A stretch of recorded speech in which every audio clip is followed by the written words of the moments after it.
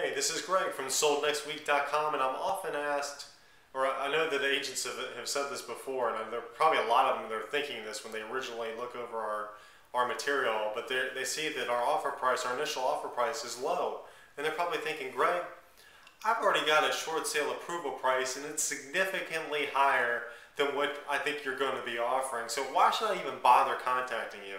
I mean, if I couldn't get this thing, if the bank already said that they're only going to approve a price of $100,000 and your offer is going to come in at $70,000, why should I even bother? Because the bank's already told me they're not going to take an offer unless it's $100,000. Well, let me just say that that's not necessarily the case. I still recommend that you give us a call if you've got that kind of scenario, especially if your client's getting close to foreclosure and you're thinking, hey, this bank, I might as well just give up on them because their offer is just too high.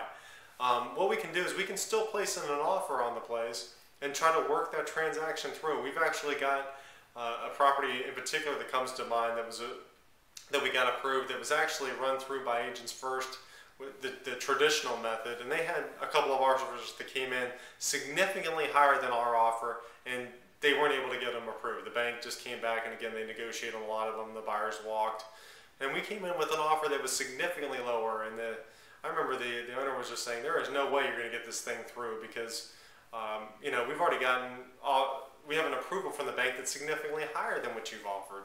And I said, hey, you know, this is just a starting price. You have to understand that our initial offer is only a starting price.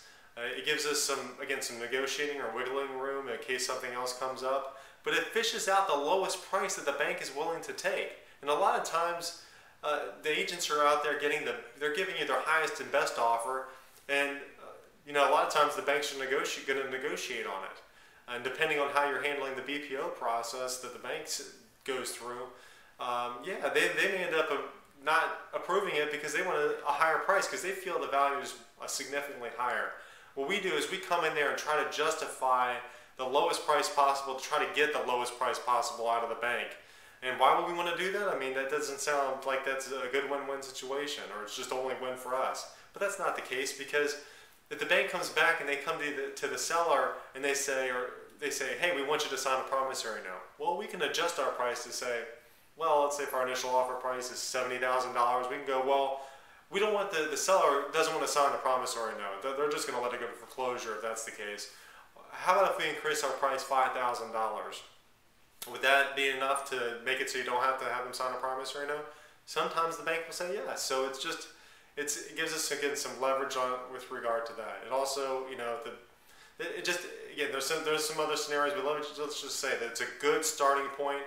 Even if you've got something that's a short sale approval at a certain price, and you know that that's a price that's just not gonna fly, don't give up on it. Give us a call. Let us put an offer on the place, and let's see what we can get done.